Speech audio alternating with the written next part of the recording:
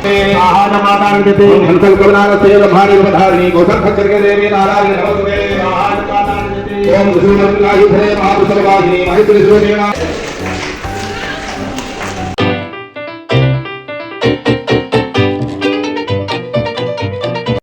Hello বন্ধুরা, কেমন আছো তোমরা সবাই? আশা করছি সবাই খুব ভালো আছো। নিতাই নুপুর চ্যানেলের আরেকটি ভিডিওতে তোমাদের সবাইকে অনেক অনেক ওয়েলকাম। আর তোমাদেরকেই প্রথমেই জানাই শুভ নববর্ষ। একটু দেরি হয়ে গেল, কিন্তু বৈশাখ মাস এখনও শেষ হয়নি কিন্তু। তাই সবাইকে শুভ নববর্ষের প্রণাম ভালোবাসা জানিয়ে আজকের ভিডিওটা শুরু করছি। এই ভিডিওটাও কিন্তু নববর্ষেরই, কিন্তু এই বছরের না, আগের বছরের, মানে 2024-এর 14ই এপ্রিলের ভিডিও এটা। তার মানে 1431 পয়লা বৈশাখের। আসলে কি হয়েছে ব্যাপারটা জানো তো? এই ভিডিওটা আগের বছর পয়লা বৈশাখে, কিন্তু এই বছর পয়লা বৈশাখে আমরা কোথাও বেরোতে পারিনি। রোমিওর আসলে এই বছর অফিস পড়ে গেছিলো, তাই আমরা নববর্ষটা বাড়িতেই কাটিয়েছিলাম। তাই ভাবলাম আগের বছরের নববর্ষের ভিডিওটা তোমাদের সাথে একটু শেয়ার করি। দেখো আমরা কোথায় গেছিলাম, বছরের শুরুটা কিভাবে পালন করলাম, কি কি করলাম। প্রথমেই বলে দিই, একটা দারুণ জায়গায় গেছিলাম প্রথমবার। আমিও কিন্তু প্রথমবার গেলাম। তোমরা যারা দিল্লিতে থাকো, একটা দারুণ জায়গায় খোঁজ দেবো তোমাদেরকে। তো চলো ভিডিওটা শুরু করি। সকালটা শুরুই করেছিলাম ব্যালকনিটা ঝাড়ু দিয়ে। সেই দিন জানো তো হালকা হালকা বৃষ্টিও পড়ছিল। ওই দেখো, যেমনটা বললাম, সকালটা শুরু করলাম ঘরের কাজ থেকে। কাজ করলে বছরের শুরুটা যদি ঘরের কাজ দিয়ে কাটাই, তাহলে যদি ঘর দুয়ার পরিষ্কার থাকে তাহলে নাকি ভালো হয়, ঠাকুরও সন্তুষ্ট হয়, আমাদের বোনও পরিষ্কার থাকে, ঘরও পরিষ্কার থাকে। তাই ঘরের কাজ দিয়ে শুরু করলাম, কারণ ওই সময় মিষ্টি রানী ঘুমাচ্ছিল। ভাগ্যিস ব্যালকনিটা পরিষ্কার করে নিয়েছিলাম, নাহলে বৃষ্টির জন্য পরিষ্কার হতো না। যাই হোক, তারপরে কি করব, জামা কাপড়গুলো মেলতে পারলাম না। কিন্তু যাই হোক, জামা কাপড়টা না হয় পরে শুকিয়ে যাবে, কিন্তু ওয়েদারটা বেশ সেদিন ভালো হয়ে গেছিলো। এই বছর কিন্তু জানো, পয়লা বৈশাখের দিনও সেরকম গরম পড়েনি। এদিকে গরম জল বসিয়েছি। আজকে গ্রিন টি না, আজকে অন্য একটা কিছু জিনিস খাবো। তো চলো তোমাদের সাথে শেয়ার করি। এই দেখো, এইটার কথাই বলছিলাম তোমাদেরকে। রোমিও গ্রিন টির বদলে আবার এটা আমাকে অর্ডার দিয়ে আনিয়ে দিয়েছে। তো এটা হচ্ছে কাওয়া, মানে জাস্ট অসম খেতে, অসম স্মেল। আমি তোমাদেরকে বলে বোঝাতে পারবো না। যদি কেউ ট্রাই করতে চাও, করতে পারো একবার, আমাকে ট্রাস্ট করে। অসম খেতে, তোমরা প্রেমে পড়ে যাবে। এটার গন্ধে, এটার টেস্টে প্রেমে পড়ে যাবে। দেখো এটা কালারটা, দেখো ফাইনালি এটার কালার যেটা বেরিয়েছে, একদম গ্রিন টির মতনই কালারটা, বাট খেতে মানে কাশ্মীরি চা যেরকম হয় না, ওরকম। মানে এত সুন্দর স্মেল না, এটা কি বলবো।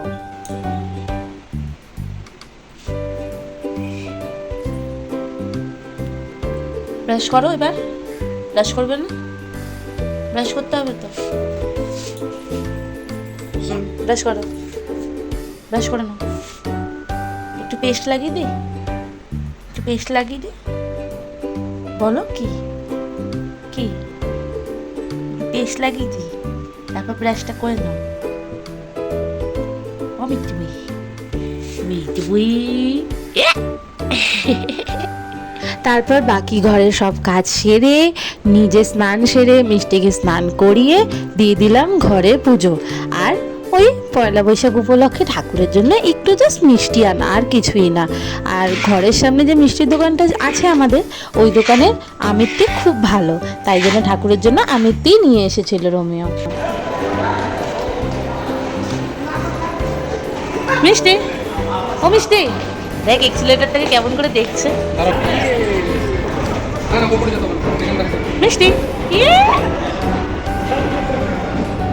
তারপরে দুপুরের লাঞ্চ সেরে পরিবারের সবাই মিলে বেরিয়ে পড়লাম একটু ঘুরু করতে। ওই যে ভিডিওর শুরুতেই তোমাদেরকে বলেছিলাম, ভালো একটা জায়গায় সেদিন গেছিলাম।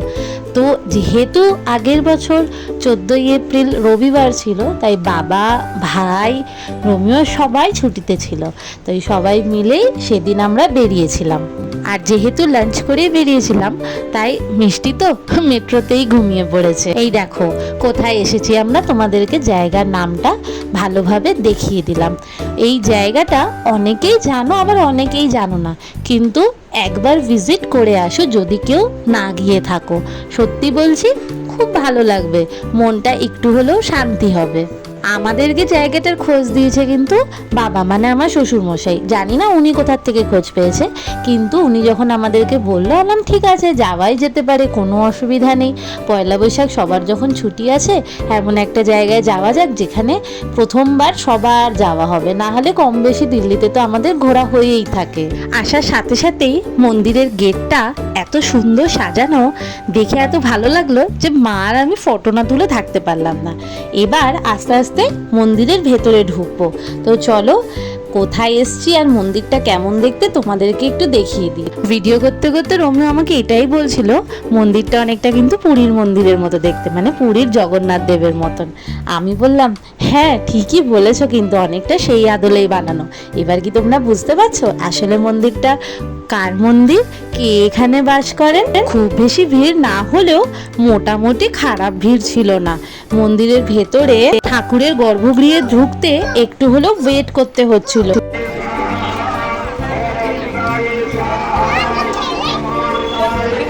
ঠিক আছে, ঠিক আছে, জুতোটা খুলে দাও। এই রে, জুতোটা নিয়ে যেন কিছু না বলে।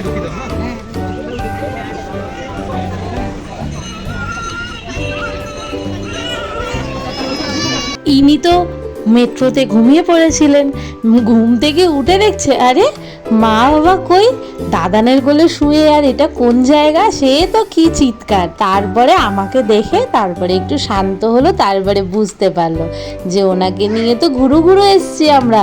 আর ওদিকে দেখো মাথার হেয়ার ব্যান্ড আর হেয়ার ব্যান্ডের জায়গায় নেই। এবার আস্তে আস্তে আমরা ঠাকুরের গর্ভগৃহে প্রবেশ করব। আমি ভেবেই নিয়েছিলাম যে যখন এতটা ভিড় আছেই তখন মিষ্টি ঘুম থেকে উঠুক, তারপরেই একেবারে না হয় ঢুকবো। কিন্তু মানে বুঝতে পারছি না তোমরা আমার ভিডিওতে ঠাকুরের মুখটা ঠিকমতো দেখতে পারবে কিনা, কারণ সামনে দেখতে পাচ্ছ অনেকটাই ভিড় রয়েছে।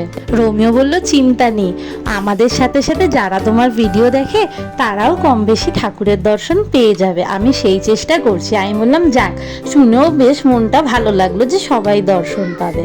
তো বেশি কিচ্ছু করিনি, না ধাক্কাধাক্কি করেছি, না কাউকে বলেছি যে একটু সরুন, শুধু একটুখানি ঠাকুরকে বললাম ঠাকুর তোমার কি দর্শন পাবো না।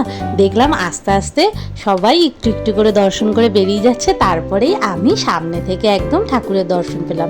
আর ঠাকুরমশাই সাথে সাথে দিল এই পুজোর ফুলটা মিষ্টির জন্য। এইটা হচ্ছে, এই মন্দিরটা হচ্ছে হসখসের জগন্নাথ মন্দির। তোমরা যদি কেউ দিল্লিতে থেকে থাকো বা এই মুহূর্তে দিল্লি আসছো, তাহলে একবার দর্শন করতেই পারো। ম্যাপে বা গুগলে যেখানেই দেবে না কেন হসখস জগন্নাথ মন্দির দেখবে চলে আসবে সাথে সাথে। তো এবার আমরা আস্তে আস্তে ঠাকুর দর্শন করার সাথে সাথে চারপাশের মন্দিরটাও ঘুরে দেখছি। ওদিকে ঠাকুর মশাই মন্দিরে যখন আমি দর্শন করলাম আমাকে প্রসাদ দিয়েছিল, সেটাই আমি সবাইকে দিয়ে দিচ্ছি। মন্দিরটা বেশ ভালোই বড় আছে। আর যখন থেকে মন্দিরে এন্ট্রি নিয়েছি তখন থেকে কোনো একটা জায়গা থেকে মন্ত্র উচ্চারণের আওয়াজ আসছিল, তাই ভাবলাম দেখি তো কি হচ্ছে, কোথাও কোনো পুজো যজ্ঞ বা কিছু হচ্ছে কিনা। কারণ যতই হোক পয়লা বৈশাখ বলে কথা ছিল সেদিন, তো কিছু তো পুজো হওয়া উচিতই, তাই না? মন্দিরে মন্দিরে তো সব জায়গাতেই কম বেশি হয়ে থাকে। তো সেটা দেখার জন্যই আমরা গুটি গুটি পায়ে এগিয়ে চললাম। মিষ্টি রানীর ঘুমও কেটে গেছে, তাই তিনি আমার কোল থেকেও নেবেন, কেউ গুটি গুটি পায়ে এগিয়ে চলেছে তার মায়ের সাথে। চলো তোমাদেরকে এবার চারপাশটা একটু ভালো করে ঘুরিয়ে দেখাই। ओम सर्वभूतप्रदायिने सर्वमुक्तिप्रदायिने ओम सर्वसर्वरूपेण तपस्यादि संपदे स्वर्गापदगते देवे नारायणे नमस्तुते ओम प्रकाशादिरूपेण परिणामप्रदायिने विश्वसोमरोदो सत्ते नारायणे नमस्तुते ओम सर्वमङ्गलमङ्गल्ये शिव सर्वार्थसाधिके शरण्यत्र्यम्बके गौरी नारायणे नमस्तुते ओम सत्यभूतसनातने गुणाश्रये गुणमये नारायणे नमस्तुते ओम शरणागतवीनाथ परित्राणपरायणे नमस्ते हरे देवी नारायणी नमस्ते ओम हंसकविनायस्ते ब्रह्माणि रूपधारिणी कौशलखच्चर्गे देवी नारायणी नमस्ते ओम कृष्णमरुद्रायुधे महापुरुषवाहिनी महेश्वरीस्वरूपिणे नारायणी नमस्ते ओम अयुरागुरुनमस्ते महासत्तधरे कौमारी नमस्ते नारायणी नमस्ते ओम संपदप्रदा संका विहिता परमायुधे प्रसीद वैष्णवे रूपे नारायणे नमस्तुते ओम गृहीतो ब्रह्मा तत्रे दत्तत् भोगवसं हरे पराहरप्रिये श्री नारायणे नमस्तुते ओम सिंहार्पणं प्रेणा हनुदत्तं गुलाबमे वैलुक्ते नारायणे नमस्तुते। তোমরা দেখতে পেলে কি সুন্দর পরিবেশ, কত কিছু তোমাদের সাথে শেয়ার করলাম, কিন্তু এরই মাঝখানে আমরা যেটা দেখতে পেলাম সেটা দেখো। ওই যে উপরে ওটা কিন্তু একটা স্কুল, ঠিক আছে, আমি যতদূর সঠিক হয়ে থাকি তাহলে ওটা স্কুল। আর তার ঠিক পাঁচিলটাতে মানে আমরা জাস্ট অবাক যে এরকম একটা দিনে এরকম কিছু দেখতে পারবো। আর তোমরা মানে বললে বিশ্বাস করবে না, ময়ূরটা আমাদের মাথার উপর থেকেই উড়ে গেছে। আমি দেখলাম একটা খুব বড় একটা ছায়া গেল, কিন্তু কি সেটা বুঝতে পারলাম না। তারপরে দেখি ওই পাঁচিলে গিয়ে একটা ময়ূর বসে আছে। মিষ্টির তো পুরোপুরি ঘুম উড়ে গেছে, আর ঘুম থেকে উঠে দেখো খিদাও পায়নি, কিচ্ছু পায়নি। বাকি সব বাচ্চাদের সাথে উনি খেলায় মত্ত। তোর বাবা বললো থাক একটু খেলুক, পরে যখন খিদা পাবে ঠিকই নিজেই আস। আমিও তাই ভাবলাম যে থাক একটু খেলুক, বাড়িতে তো সবসময় একা একাই থাকে, অত খেলার সঙ্গী পায় না, এখানে একটু খেলার সঙ্গী পেয়েছে, না হয় একটু মজা করুক, বাচ্চাদের তো এটাই দরকার, তাই না? মিষ্টি যখন খেলছিল সেই সময় আমরা খেয়ে নিলাম মন্দিরের প্রসাদ। সেই দিন মন্দিরে বেলপানা দিচ্ছিল প্রসাদ হিসাবে। আমি জানি না ডেলি একই প্রসাদ দেয় কিনা, কিন্তু সেদিন বেলপানা দিচ্ছিল।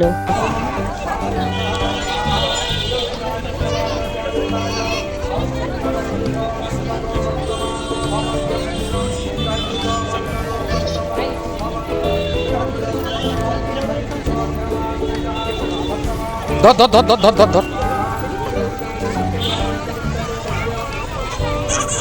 ওই ওই ওই ওই क्या कर रहा है? ইনি ঘর থেকে বেরাবেন আর কিছু কিনবেন না তা তো হতে পারে না, কিন্তু এই পাখিটার বয়স ছিল মাত্র 10 মিনিট। 10 মিনিটে এটা ফুস হয়ে গেল, হাওয়া বেরিয়ে গেল তার, এমন তার খেলার চোট ছিল। আর কি বলবো তোমাদেরকে।